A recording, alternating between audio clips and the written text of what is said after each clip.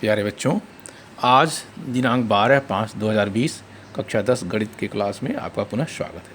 Chapter हमारा चल रहा है दो चरों वाले रैखिक समीकरण युग। इसमें दूसरा प्रश्न है। एक प्रश्न कल हो गया तो उसमें कई खंड थे, इस नाते एक ही प्रश्न हो पाया। दूसरा प्रश्न है 2x + 3y = 11 और 2x - 4y = -24 को हल कीजिए। इसमें यम का वह मान ज्ञात कीजिए जिसके लिए y = mx + 3 हो। तो सबसे पहले ये हमारे पास दो समीकरण हैं हल करने में। देखिए 2x + 3y = 11 और दूसरा है 2x - 4y = -24। इन दोनों समीकरणों को हम क्या करेंगे, ये समीकरण आपके बन जाएंगे। प्रतिस्थापन विषय कह रहा हल करने को, तो समीकरण 1 से हम x का मान निकाल सकते हैं। तो लिखेंगे समीकरण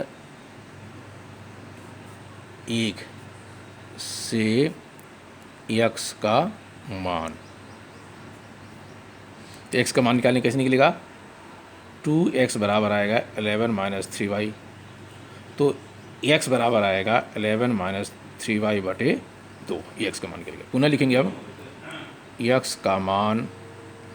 अब देखिए समीकरण 1 से निकालें तो समीकरण 2 में प्रस्तावित करेंगे। समीकरण 2 में प्रतिस्थापित करने पर या रखने पर हमारे पास यहाँ है तो 2x की ऑलरेडी था तो कोई बात नहीं थी, इसे 2x सीधे लिख सकते हैं। 11 - 3y - 4y = -14। एक बार इनको पक्षांतर कर दें या एक बार हल कर लें। 11 - 7y = -24। पक्षांतर करेंगे तो क्या मिलेगा, -7y = -24 पहले से है, इधर आकर के -11 हो जाएगा।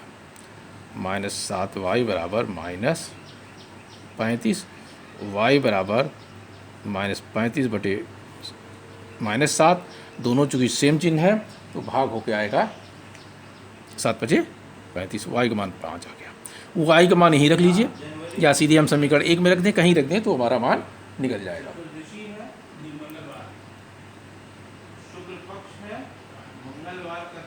y का मान समीकरण 1 में रखने पर तो 2x लिख दें +3 5 2x + 15 = 11। पक्षांतर कर दीजिए।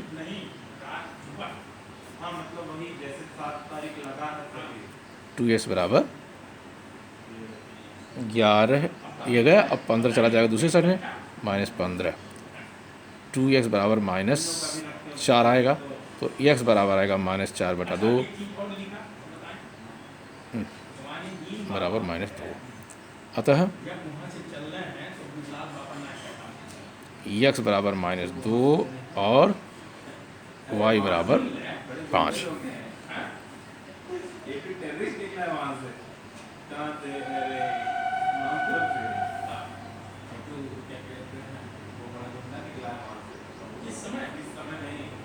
ये उत्तर हो गया हमारा। अब आएगा अगला प्रश्न।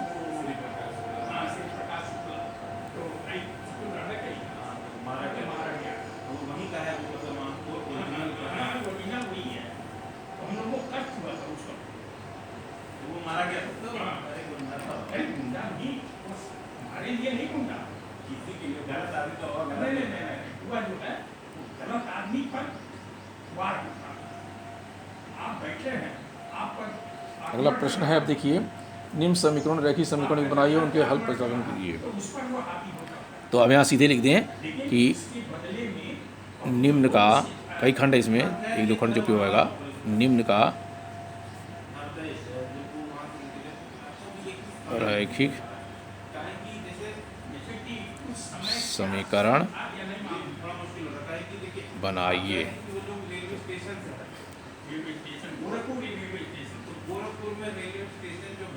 और उनके हल जो है प्रतिस्थापन विषय करिए। विस्थापन विधि से प्रतिस्थापन विधि से हल कीजिए। उनके हल प्रतिस्थापन विधि से कीजिए।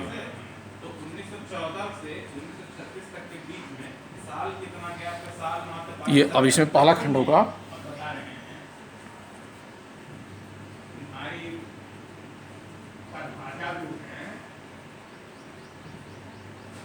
दो संख्याओं का अंतर। 1922 में दो संख्याओं का अंतर 26 है।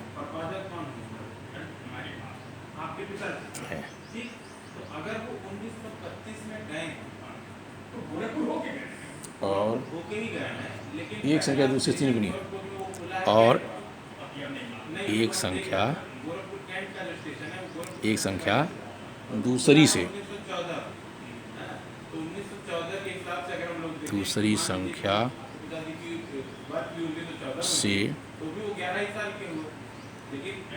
तीन गुनी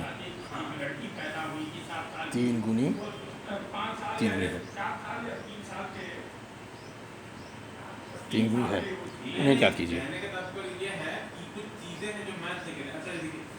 आप बताए ये बलुआ से नौरा उनका गांव था ना, एक खंड करते रहे। तो दो संख्याओं का अंतर 26 है, एक संख्या दूसरी से 3 गुनी है। सनौरा नहीं उसके साथ जुड़ा हुआ, एक दूसरा गांव है सनौरा, पास में ही है, उसका नाम है सनौरा बुजुर्ग, हो सकता है। तो क्योंकि हम ये देख रहे हम मैच करने की कोशिश कर रहे थे दो इनों का रास्ता कैसे गया होगा, ठीक। अच्छा, लेकिन तो अब संख्या है, मानना पड़ेगा, मान लिया संख्या एक संख्या x दूसरी y,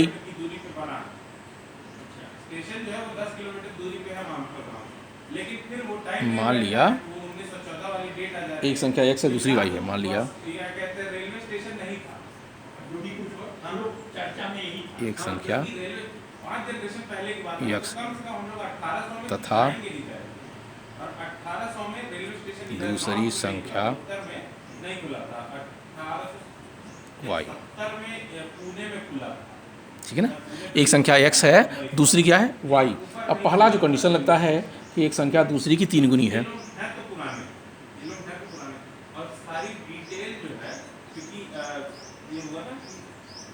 शर्तानुसार एक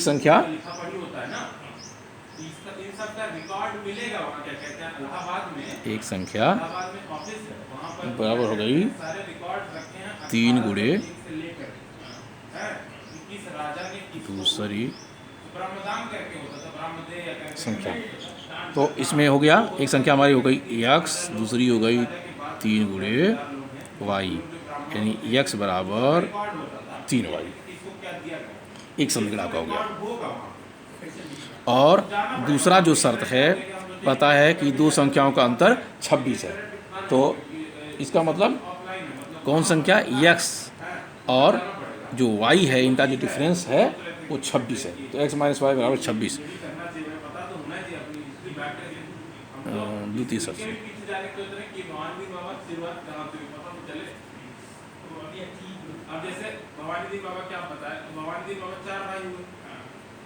द्वितीय शर्त है, तो क्या है x माइनस वाई बराबर 26। ये हमारे समीकरण हो गए 2। तो इसको हम कर सकते हैं x माइनस वाई बराबर 0 भी लिख सकते हैं इस वाले प्रश्न को, लेकिन यहीं से तो x का मान समीकरण 2 में रख दें, लिखेंगे समीकरण 1 से x का मान समीकरण 2 में रखने पर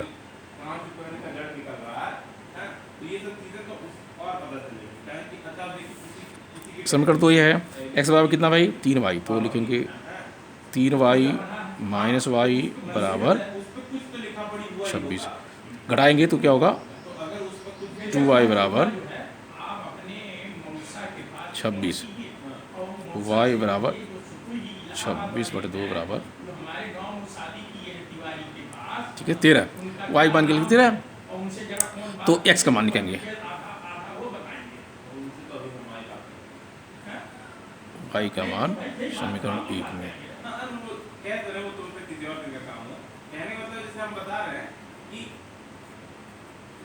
रखने पर। तो हमारे पास y कितना निकल गया भाई 13 है, तो x हो जाएगा x बराबर 3 गुणे 13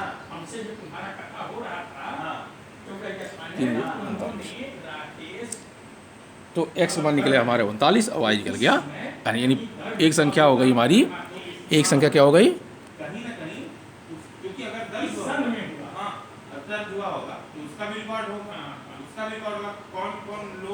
एक संख्या 39 दूसरी 13, अतः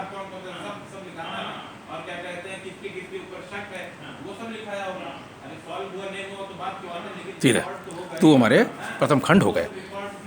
तो प्रथम मानी एक संख्या हो गई 39 दूसरी हो गई 13, इसका मतलब दो संख्याओं का अंतर 26 है, तो 39 में से घटाएंगे 26 आएगा, और एक संख्या दूसरी से 3 गुनी है, जो पहली संख्या हो गई दूसरी से 3 गुनी हो, तो 13 39, ये हमारा उत्तर निकल गया।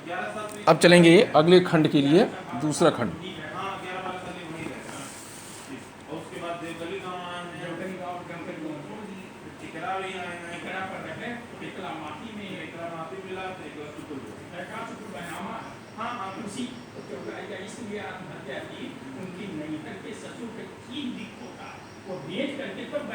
सेकंड, तो इसमें लिखा है दो संपूरक कोणों में बड़ा कोण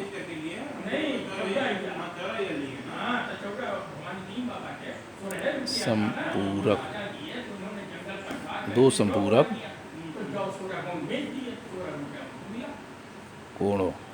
संपूरक कोणों में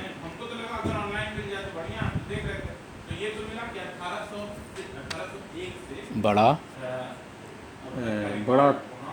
कोण छोटे कोण से हटा रहे, बड़ा कोण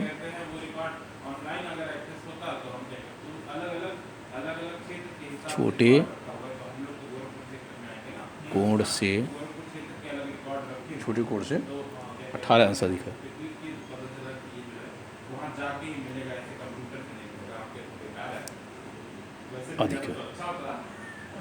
इन्हें क्या दीजिए,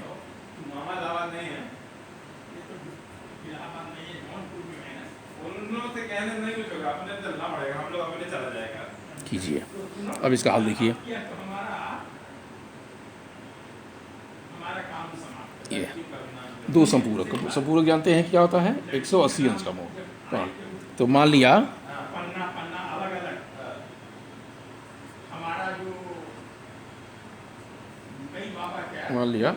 बड़ा कोण x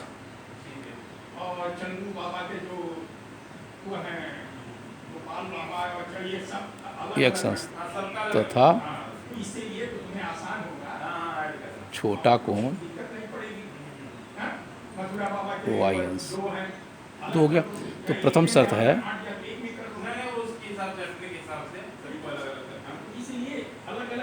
प्रथम शर्त क्या है भाई, संपूरक कोण का है, तो इसका मतलब x अंश प्लस y अंश बराबर 180 अंश।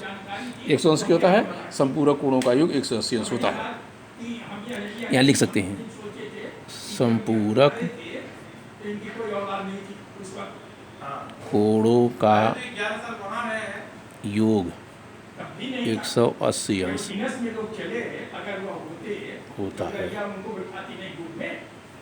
ये हमारा ठीक है। तो x अंश प्लस y बराबर 180। अब इसमें कहता है जो अगला शर्त है कि 18 अंश, द्वितीय शर्त,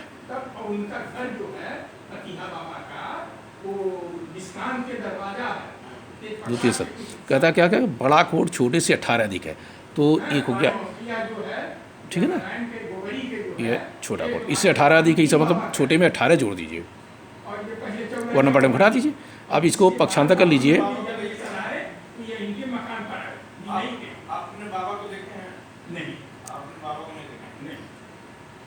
ये हो गया आपका।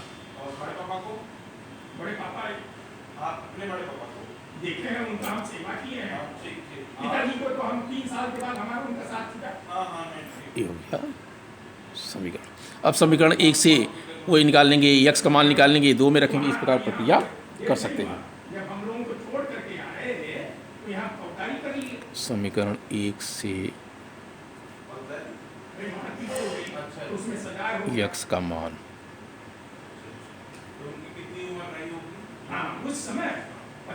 निकालने पर, तो यह देखो यक्स अंश बराबर 180 अंश माइनस वाई, तो यहाँ लिखेंगे यक्स का मान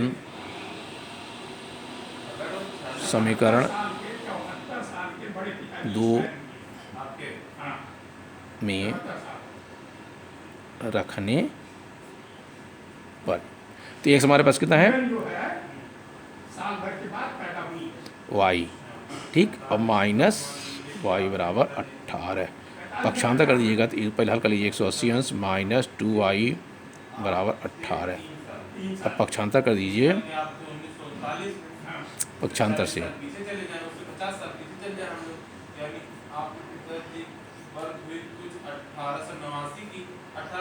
घटा दीजिए 18 में से 180 घटेगा नहीं, इसका मतलब 180 में से 18 घटेगा, कितना आएगा 162 माइनस टाइम 162 कितना माइनस 2y, तो y बराबर आएगा माइनस 162 बटे माइनस 2, भाग दीजिए पॉजिटिव हो जाएगा, दोनों निगेटिव हैं तो पॉजिटिव हो जाएंगे भागफल, तो कहते 2 अठे 16 2 एक, y बराबर क्या हो गया 81, तो y का मान निकल गया, यही y का मान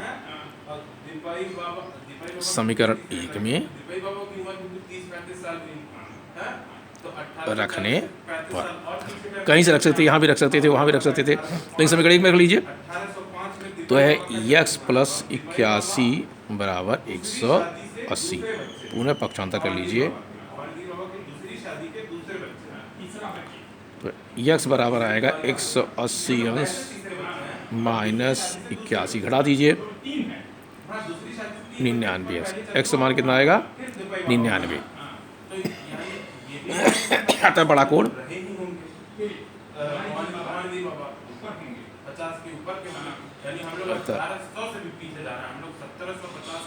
अतः बड़ा कोण कितना होगा 99 अंश, तथा छोटा कोण कितना होगा 81 अंश है। तीसरा पार्ट इसका है,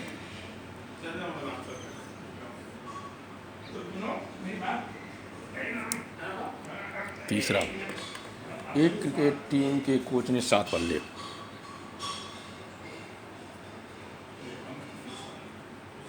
एक क्रिकेट टीम के कोच ने क्या किया 7 बल्ले 6 गेंदे 38 में, 7 बल्ले एवं 6 गेंदे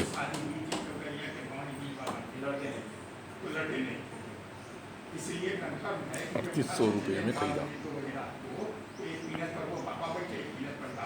38 रुपये में खरीदी, ठीक है। बाद में उसने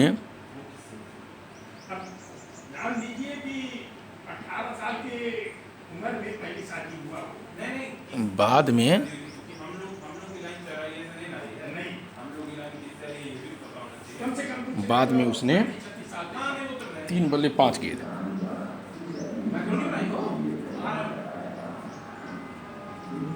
3 बल्ले और 5 गेंदें कितने खरीदी 1750 रुपये में,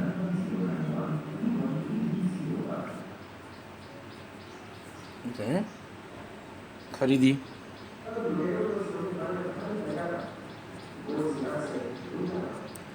प्रत्येक बल्ले और गेंद का मूल्य ज्ञात कीजिए,